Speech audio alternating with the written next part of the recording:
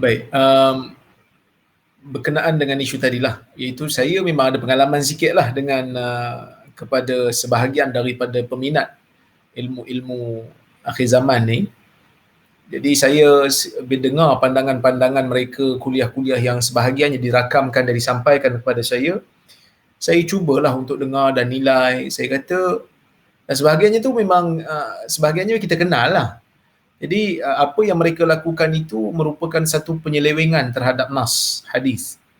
Maka saya ada jugalah menawarkan supaya diadakan dialog dan sebagainya, tetapi tidak diterima lah, maksudnya mereka tak terima, tak berjaya lah. Tapi ada seorang hamba Allah dulu yang membicarakan tentang isu perlis, isu SOP dan sebagainya, isu saf kan, yang dijarakkan. Alhamdulillah dialog itu berjaya. Kan, dialog itu berjaya. Cuma adakah saya berjaya mengubah orang yang saya berdialog dengan dia tu? Nampaknya macam tak berjaya. Tetapi usaha untuk memahamkan itu adalah daripada saya. Iaitu kita nak menjelaskan kepada dia bahawasanya dalam syariat ini ada tingkatan ilmu. Ada tingkatan kepentingan. Iaitu dalam Islam ada sesuatu yang dipanggil sebagai rukhsah, ada sesuatu yang dipanggil sebagai azimah. Dalam hadis Nabi SAW menyebutkan kepada Imran bin Husain, Nabi kata salli qa'iman fa illam tastati' fa qa'idan fa illam tastati' fa ala janb. Imran bin Husain ni dia ada sakit lah kan. Nabi kata dekat dia, salatlah kamu dalam keadaan kamu berdiri. Kalau kamu tak mampu, kamu duduk. Kalau tak mampu, hendaklah kamu baring di atas sisi badan. Maksudnya apa? Maksud Nabi bagi tahu ada benda dalam pelaksanaan ibadat yang Allah Ta'ala wajibkan ini, ada kadang-kadang keadaan kita tak mampu nak buat selengkapnya kerana ada keuzuran. Maka bila orang tak larat nak berdiri, kita suruh dia duduk lah. Kita tak ada kata dah kau tak boleh berdiri, solat kena berdiri, jadi tak payah solat lah. Solat duduk bid'ah. Adakah boleh kita cakap macam tu? Kita tak boleh cakap macam tu. Kenapa? Nabi telah memberikan rukhsah. Di dalam hadis juga, Nabi SAW membenarkan ataupun kita kata menghukum salat Abu Bakrah sebagai sah. Ya, apabila dia tak masuk dalam saf, dia berjalan sikit-sikit kan. Dia salat di belakang saf, safnya tidak bersambung. Nabi tegur dia, tapi Nabi tak suruh dia ulang salat tu. Menunjukkan salat yang tidak dirapatkan saf ini dalam keadaan biasa pun sah. Cuma ulama beza pendapat. Minoriti ulama mengatakan ia wajib. Majoriti ulama mengatakan merapatkan saf ini sunnah. Kalau tidak ada pandemik, kita memang perjuangkan pun rapatkan saf ni. Dalam kuliah-kuliah saya banyak duk sebut tentang rapatkan saf, kepentingan rapatkan saf ni. Kita tak ada isu dalam isu ni kalau tak ada wabak. Tapi bila ada wabak ni, kita jadi macam kita nak mengawal dan kita nak bantu kementerian dan kesihatan dan sebagainya, maka berlaku polemik dan berlakulah dialog tu. Jadi kalau tanya saya lah, apa benda yang macam mana kita nak berdepan dengan orang seperti ini, dengan golongan yang percaya dengan benda-benda yang seperti ini? Saya katakan tidak ada jalan lain melainkan kita kena dialog lah. Kan? Dialog, kita tengok dia konsisten ke tidak. Sebab tu masa dialog tu saya agak orang kata apa, agak tegas sikit kan, nak tengok dia konsisten ke tidak kan. Nak tengok pandangan tu konsisten ke tidak dengan apa yang dia telah bina.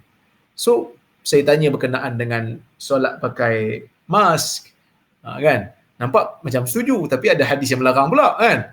Jadi maksudnya kalau kita konsisten nak pegang hadis, rapat kena rapat, mask pun tak boleh pakai waktu solat, tapi mask boleh pula. Jadi oleh kerana tu kita nampak tak konsisten berlaku kan. Umpamanya orang solat duduk, mana boleh rapatkan saf serapat-rapatnya kalau di solat atas kursi. Mesti ada ruang.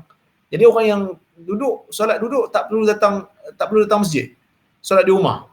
So ini benda-benda yang kita kena tengok. Dalam dialog kita boleh tanya. Kita akan dapat dia ni konsisten ke tak dengan pandangan yang dibina. Sebab kalau pandangan itu betul, dia akan konsisten. Di mana pun dia akan konsisten. Dan dia kena konsisten untuk menunjukkan pandangan dia dan teori itu betul. Tapi bila tak konsisten, menunjukkan memang dia pun tak, orang kata apa, tak kaji habis lah. Itu yang pertama. Yang kedua, bila nak berhadapan dengan puak-puak yang seperti ini, kita kena sedarkan mereka bahawasanya Orang-orang yang mereka tuduh ni, orang-orang yang mereka tuduh sebagai pengikut Dajjal, sebagai penyembah syaitan, sebagai orang yang ha, nak merosakkan agama, mereka ini adalah Muslim. Mereka ni adalah Muslim, sebahagiannya orang yang saleh pun. Kita jangan ingat doktor-doktor kat hospital tu yang semuanya jenis pengikut Dajjal belaka. Tak. Kita kena sedar sebahagian daripada doktor-doktor yang ada di hospital tu orang yang amanah. Sebahagiannya memang orang yang amanah, orang yang soleh. Bahkan mungkin salat dia orang, ibadat sunat dia orang lebih banyak daripada kita. Jadi kita telah membuka ruang untuk kita bersangka buruk dengan orang yang kita tak perlu pun sangka buruk, dan kita juga telah membuka ruang untuk orang lain sangka buruk kepada doktor-doktor berkenaan. Ini benda yang sangat-sangat tidak wajar untuk kita buat. Bila kita berdepan dengan mereka, tak kira lah dalam dialog terbuka ke, dalam sembang-sembang biasa ke, dalam WhatsApp group sesama kita ke, golongan seperti ini kita kena sedarkan mereka tentang apa tujuan Nabi SAW ketika mana Nabi SAW menceritakan tentang hadis-hadis akhir zaman ni. Apa tujuan yang Nabi nak kita dapat? Yang pertamanya, kalau kita tengok dalam hadis-hadis, yang pertamanya Nabi nak suruh kita ni takut pada Allah. Nabi nak suruh kita takut pada Allah, yang mana kita kena, orang kata apa, makin hampir kita ni dengan zaman kerosakan, makin hampir kita ni nak berhadapan dengan satu hari di mana mungkin pada waktu tu kita tak sempat lah nak beribadat, kerana kita dah sampai di penghujung dunia dah. Sebab itu ketika mana ramai beberapa orang sahabat bertanya Nabi SAW tentang kiamat, ada yang tanya Nabi tentang kiamat, Nabi tanya dia, ma'addattalaha. Nabi SAW tanya dia balik, apa yang telah kamu persediakan untuk kamu berhadapan dengan hari yang kamu tanya ni? Kamu dah sedia apa? Kan, kadang-kadang kita duk bincang pasal teori tu, pasal teori ni, kita duk bincang pasal ini maksudnya ni, ini maksudnya ni. Kan? Sampai kita pun tak ada amal. Bila tanya amal apa dia? Amal tak ada, amal kutuk orang je lah. Amal duk sindir orang, duk troll orang dekat Facebook contohnya. Kita tak ada bertambah amal apa pun. Sedangkan tujuan Nabi SAW menceritakan tentang hadis-hadis akhir zaman ni adalah supaya kita takut pada Allah. Jadi waktu kita memberikan komentar, waktu kita letakkan post di Facebook, kita ada rasa tak kita takut pada Allah? Kita ada rasa tak waktu kita tuduh? Saya bukanlah pro sangat kepada ketua pengarah KKM ni, Datuk Seri Hisham ni, Nur Hisham ni. Tapi saya nampak ada orang yang tuduh dia sebagai pengikut Dajjal. Kan? Saya tak kenal dia secara peribadi, saya tak rapat dengan dia, saya tak boleh nak kata apa, tapi saya kata dia melakukan tugas dia, nak jaga nyawa orang. Itu je. Dan kita pergi tuduh dia sebagai penerima pingat Illuminati lah, pingat macam-macam jenis lah kita duk kata kat dia. Kita nak berjumpa dengan Allah Azza wa Jalla di hari kiamat, dia dakwa kita di hadapan Allah, kita tuduh dia dengan satu benda yang tak betul. Kita nak jawab apa depan Allah? Kita nak kata sebenarnya saya banyak baca hadis akhir zaman, ya Allah. Kita nak jawab macam tu. Sedangkan kita faham hadis akhir zaman tu tak seperti mana yang Nabi SAW inginkan kita faham dengan cara tu. Para sahabat Nabi SAW ketika membaca hadis berkenaan dengan Dajjal, ketika membaca hadis berkenaan dengan Ya'juj Ma'juj, mereka takut, mereka minta perlindungan daripada Allah. Bukan mereka pergi tuduh orang ini pengikut Dajjal, ni pengikut Dajjal tanpa bukti yang sah. Kita kena bezakan sesuatu yang bersifat zanni, sesuatu yang bersifat sangkaan. Kita pergi tuduh orang, kita pergi fitnah orang. Ini bukan satu benda yang diajar oleh Nabi SAW. Kan? Saya lagi lah, siap ada orang fitnah saya satu hal. Kan? Kononnya anti kat Dajjal, tapi ambil sifat Dajjal, fitnah orang. Saya hantar surat lawyer kat dia. Kan? Alhamdulillah, akhirnya dia minta maaf terbuka lah. Tapi saya nak bagi tahu, bencinya kita kepada Dajjal, jangan sampai kita mengambil sifat Dajjal. Kan? Kita benci dengan Dajjal. Woi, Dajjal ni penipu, Dajjal ni pemfitnah, Dajjal ni menyesatkan orang, Dajjal ni buat benda ni, Dajjal ni buat benda tu. Tapi kita duk ambil sifat dia, duk fitnah orang, duk troll orang, duk ketawakan orang, duk kutuk orang, duk kafirkan orang, takfiri sebahagiannya, menuduh orang sebagai ini penyembah Dajjal, yang ni penyembah syaitan. Ya, ini semua adalah satu benda yang sangat-sangat tidak sihat, membawa kepada pemikiran yang ekstrim, Sebab tu kita kena lawan. Ada orang kalau kita kat saya, doktor tak payah layan lah benda ni, tak payah pening-pening kepala lah. Kita kena layan. Sebab benda ni takfiri. Dia membentuk satu cult. Kan, itu belum lagi cerita pasal perjalanan mimpi yang tak akhir tu. Kan? Perjalanan mimpi yang tak akhir tu pun, mimpi dia. Orang dok percaya. Sampai nak pindah ke sana sini, nak pindah pergi Saudi lah. Ini semua adalah satu benda yang saya sebut tadi. Kena ingat benda ni betul-betul. Kebangangan yang nyata. Sebab semalam saya ada kuliah. Saya ada kuliah. Saya hurai sikit lah pasal perjalanan mimpi yang tak akhir ni. Kan saya hurai berkenaan dengan mimpi. Tapi ada satu soalan netizen yang sangat, bagi saya sangat valid lah. Kan? Soalan netizen dia kata, saya pasangkan video tu, waktu dia bercakap tu, dia kata, Ustaz, panjangnya mimpi dia. Berapa jam dia tidur? Ini soalan yang sangat valid. Jadi kalau audiens boleh tanya soalan macam tu, kira berjayalah. Kan? Berapa lama hang tidur? Kan? Punya lama hang punya mimpi. Dan mimpi ni pun satu benda yang kita katalah mimpi. Mimpi ni mainan tidur pun ada. Mimpi daripada syaitan pun ada. Kan? Jadi kita duk percaya dengan mimpi orang. Bukan kita ragu, kadang-kadang dia cakap betul, dia mimpi betul, tapi tafsiran terhadap mimpi tu yang menjadi masalah. Sebab tu saya kata, kita kena bezakan yang mana satu fakta, yang mana satu sangkaan. Satu fakta. Hadis itu fakta. Tapi sangkaan kita adalah sangkaan. Kita tidak boleh menjadikan sangkaan kita itu sebagai satu tabrir, kita kata. Sebagai satu, tabrir ni apa? Satu justifikasi untuk mengatakan, oh saya tuduh dia pun saya tak berdosa. Tak. Awak tuduh dia, awak fitnah dia, awak berdosa. Kerana apa? Kerana awak bina tuduhan dan kecaman itu di atas sangkaan yang awak sangka. Bukan benda yang betul. Kan? Okey, itu yang pertama. Yang kedua, matlamat Nabi SAW ketika mana mengajar kita ataupun menceritakan kepada kita tentang hadis akhir zaman ni supaya kita boleh bersedia dengan amal soleh lah. Takut pada Allah satu, amal soleh kena banyakkan lah. Kan? Sebab itu dalam hadis Nabi SAW kata, al-ibadatu fil haraj ka hijratin ilai. Dalam hadis Muslim. Kan? Beribadat waktu kacau bilau berlaku, dia punya pahala seperti berhijrah kepadaku, Nabi kata. Maksudnya Nabi SAW nak memberikan satu semangat kepada orang mukmin, walaupun hidup di akhir zaman, walaupun hidup jauh daripada zaman Nabi SAW, tapi kamu semua berada insya-Allah dalam kebaikan kalau kamu berpegang dengan Al-Quran dan As-Sunnah. Kan, cari pegang sunnah Nabi, amal sunnah Nabi, amal zikir Nabi. Bukan pergi orang kata apa? Pergi tuduh orang sini, pergi tuduh orang sana. Sebab tu kadang-kadang ini benda yang sangat-sangat penting lah. Iaitu kita kata kita benci Dajjal. Saya sebut tadi kan. Kita benci Dajjal, tapi dalam masa yang sama kita ambil perangai Dajjal. Itu satu. Ada lagi bagus, ada yang lagi bukan lagi bagus lah, lagi dahsyat daripada tu. Bukan hanya dia pergi ambil perangai Dajjal. Dia benci kat Dajjal. Nabi suruh berlindung daripada Dajjal. Nabi suruh berlindung daripada fitnah Dajjal. Dia pula pergi fitnah Dajjal. Itu lagi dahsyat. Maksud apa? Dia pula pergi tuduh Dajjal. Yang ni Dajjal punya, yang ni Dajjal punya, yang ni Dajjal punya.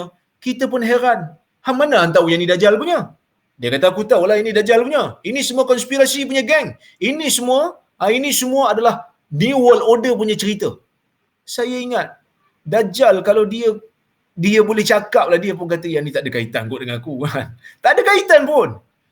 Ada yang kata ini agenda Yahudi. Tuan-tuan dan puan-puan rahmati Allah sekalian, saya bukanlah pro sangat pada vaksin ni. Maksudnya bukanlah saya orang pandai buat vaksin ni. Tapi ini je pilihan yang kita ada waktu ni, yang Allah Ta'ala suruh kita ikhtiar. Allah Ta'ala suruh kita usaha. Kan? Kalau betul lah vaksin ni nak matikan orang Islam, nak lemah orang Islam, Yahudi pun ambil kok. Kan? Yahudi ambil. Ramai di kalangan rakyat Yahudi ambil. Dan dia orang tak benarkan orang Palestin ambil. Jadi kalau betul Dajjal punya game benda ni, dah tentulah suntik orang Palestin tu ramai-ramai, biar mati terus, dia orang boleh ambil semua tanah Palestin. Kalau betul lah. Jadi kita diberikan otak untuk berfikir. Bahkan tuan-tuan dan puan-puan, kalau tanya kepada orang barat yang percaya kepada teori konspirasi ni pula, dia orang kata vaksin ataupun virus ni menyebabkan orang makin Islamik. Sebab apa? Sebab pakai purdah semua. Laki-laki pun sampai pakai purdah, dah pakai mask. Kan? Maksud dia orang kata ini agenda Islamisasi pula. Kita pun pening. Tu saya kata tadi. Dajjal kalau dia keluar pun, dia akan kata yang ni tak ada kaitan dengan aku. Sebab kita tak ada bukti pun nak tuduh Dajjal. Kita disuruh untuk berlindung daripada fitnah Dajjal, bukan kita tak disuruh untuk fitnah Dajjal. Kita tak disuruh untuk untuk orang kata apa? Menuduh Dajjal dengan tuduhan-tuduhan yang tak ada kaitan pun dengan dia. Ini bukan sifat orang mukmin. Tak perlu mencari-cari pun. Bahkan sebahagiannya sampai mentakwilkan hadis Dajjal dengan takwilan yang sangat-sangat pelik. Ada yang kata Dajjal mencair. Betul lah, Dajjal kalau bila dia nampak Nabi Isa dia cair. Seperti mana cairnya garam kan dalam air. Tapi itu Nabi dalam hadis tu konteksnya Nabi sebut dia lemah. Dia lemah. Bila dia nampak Nabi Isa dia lemah, Nabi Isa akan tikam dia. Nabi Isa tikam dia. Kalau Nabi Isa biar pun, dia akan binasa. Tapi ada orang faham, oh dia mencair, itu adalah kuasa dia. Siap sebut mukjizat lagi. Dahsyat ni, Dajjal pun ada mukjizat. Saya pun pelik. Bila masa pula Dajjal ada mukjizat. Tapi nak katanya, pelik tafsiran manusia ni. Tapi ada juga orang yang percaya, ada juga orang yang ikut. Itu yang kita tak mau, yang kita tak nak berlaku dalam masyarakat kita. Tuduh orang, fitnah orang tanpa bukti, pergi fitnah pula Dajjal, kan? Ini benda yang tak disuruh dalam agama. Kita berlindung dengan Allah, kita berlindung kepada Allah daripada Dajjal. Kemudian hadis Nabi SAW bila bercerita tentang hadis-hadis akhir zaman ni, tuan-tuan dan puan-puan, Nabi nak suruh kita ni Nabi nak suruh kita ni bertambah iman. Kerana bila Nabi sebut satu hadis, pada masa akan datang jadi seperti mana yang macam mana yang Nabi sebut. Kita sebagai orang beriman, kita sebagai orang Islam yang kita percaya iman kita ada waktu bertambah dan ada waktu berkurang, kita akan kata apa? Ya Allah, apa yang Nabi sebut 1400 tahun dulu dah berlaku dah hari ni, ya Allah. Kan? Jadinya saya nak sebut ada waktu-waktu yang bila kita tengok Nabi sebut sama seperti mana yang berlaku di realiti, kita bertambah iman. Dan bukan sifat orang beriman ni, bukan sifat orang bertambah iman makin jahat. Tak. Bukan sifat orang yang beriman ni lidah makin kotor. Tidak.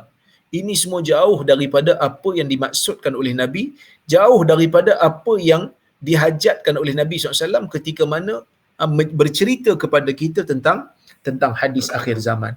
Jadi sebab itu, tuan-tuan dan puan-puan rahmati Allah Subhanahu wa taala sekalian, bila kita membaca hadis akhir zaman, kita kena ingat 3 benda ni. Patutnya takut pada Allah, makin takut pada Allah. Kerana ujian yang akan datang ni akan menyebabkan kita bertambah cabaran, akan bertambah kemungkaran yang banyak. Kita teruskan untuk beramal makruf dan nahi mungkar tanpa kita melakukan maksiat, tanpa kita melakukan kezaliman kepada orang lain, dan kita memperbanyakkan amal. Kan kita duk cerita pasal hadis akhir zaman, duk cerita pada pasal Dajjal, duk cerita pasal Ya'juj Ma'juj. Berapa banyak kuliah hadis yang kita dah hadir? Berapa banyak ayat Quran yang kita dah hafal? Berapa banyak ayat Quran yang kita telah tadabbur? Berapa ramai orang-orang yang bukan Islam telah kita ajak untuk masuk Islam? Ini sebagai muhasabah pada diri saya jugalah. Bukan pada orang lain pun. Ini pada diri saya juga. Kita banyak duk cerita berkenaan dengan hadis akhir zaman. Kita duk kaitkan dengan peristiwa semasa. Berapa banyak orang yang telah kita dakwah. Berapa banyak ilmu yang telah kita tambah. Melainkan ilmu sangka-sangka ni. Melainkan ilmu troll-troll ni. Melainkan ilmu yang hanya menyebabkan permusuhan di antara kita. Melainkan ilmu takfiri, kita mengkafirkan orang sebagai penyembah syaitan, sebagai penyembah Dajjal. Ini semua akan dipertanggungjawabkan di hadapan Allah. Ini bukan sifat orang yang bertambah iman. Ini benda yang kita kena hati-hatilah sebagai kita nak berhadapan dengan mereka. Dan akhirnya juga tulisan lah. Kalau tak mampu nak berdepan, kita menulis lah. Walaupun kita kata, alah ustaz ni saya nak bergaduh kat Facebook je, pergilah jumpa depan-depan. Yang tegur kita pun, dia tak jumpa kita depan-depan, dia tulis kat wall kita juga, kan? Lagipun PKP, mana boleh rentas negeri. Jangan buat tak cerdik sangat. Jangan tunjuk kebangangan yang nyata tu, kan? Kita waktu PKP tak ada rentas negeri. Saya dekat Perak, saya kat Tanjung Malim, saya tak boleh pergi ke Kuala Lumpur, saya tak boleh pergi ke Terengganu. Tapi ada satu cerita yang menarik juga ustaz, berkenaan dengan geng-geng teori konspirasi ni. Saya dengar cerita jugalah, kan. Duk kata kat orang tu macam ni, duk kata kat hospital macam ni, tapi sakit dia pergi hospital juga. Kan, sakit dia pergi hospital juga. Bahkan ada juga kadang-kadang yang anti kepada vaksin ni juga, tapi dalam masa yang sama ada juga ambil vaksin kerana semata-mata nak melepaskan supaya dia tak kena sekatan tertentu kan. Kita fahamlah, tapi nak kata bezanya kita mengatakan vaksin itu ikhtiar, dia mengatakan vaksin itu salah satu daripada agenda WHO kan, agenda apa ni, orang-orang yang tak suka pada Islam tapi dia ambil jugalah. Bezanya kita dengan dia macam itulah, kita ambil kerana kita rasa itu adalah ikhtiar kita.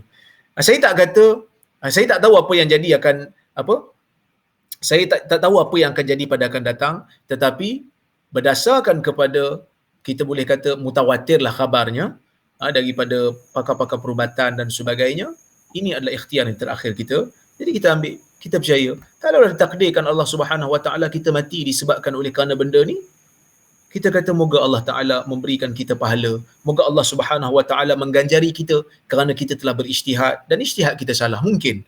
Tapi setakat ni kita nampak alhamdulillah, saya sendiri dah ambil 2 dos vaksin dan saya ingat Ustaz Amirul pun dah ambil 2 dos. So kita rasa alhamdulillah tak ada apa, dan kita rasa insya-Allah mudah-mudahan keadaan dunia ni akan jadi baik-baik sajalah. Wallahu taala alam. Ustaz Salman pun dah balik. Terima kasih banyak.